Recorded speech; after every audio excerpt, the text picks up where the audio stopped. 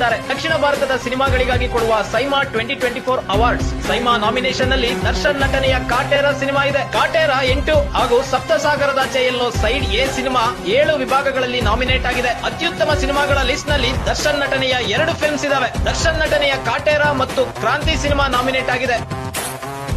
Best actor list ನಲ್ಲಿ challenging star Darshan nominate ಆಗಿದ್ದಾರೆ. ರೇಣುಕಾಸ್ವಾಮಿ ಕೊಲೆ ಪ್ರಕರಣದಲ್ಲಿ ನಟ ದರ್ಶನ್ ಜೈಲು ಸೇರುವ ಹೊತ್ತಿನಲ್ಲೇ ಈಗ 2024ನೇ ಸಾಲಿನ ಸೈಮಾ 2024 ಅವಾರ್ಡ್ಸ್ ನ ನಾಮಿನೇಷನ್ ನಡೀತಾ ಇದೆ. ಈ ಹಿನ್ನೆಲೆಯಲ್ಲಿ 2023ರಲ್ಲಿ ರಿಲೀಸ್ ಆದ ದರ್ಶನ್ ಸಿನಿಮಾಗಳು 2 ಸಿನಿಮಾಗಳು 8 ವಿಭಾಗದಲ್ಲಿ ನಾಮಿನೇಟ್ ಆಗಿದ್ದಾವೆ. ದರ್ಶನ್ ನಟನೆಯ ಕಾಟೇರ ಮತ್ತು ಕ್ರಾಂತಿ ಸಿನಿಮಾ ನಾಮಿನೇಟ್ ಆಗಿದೆ.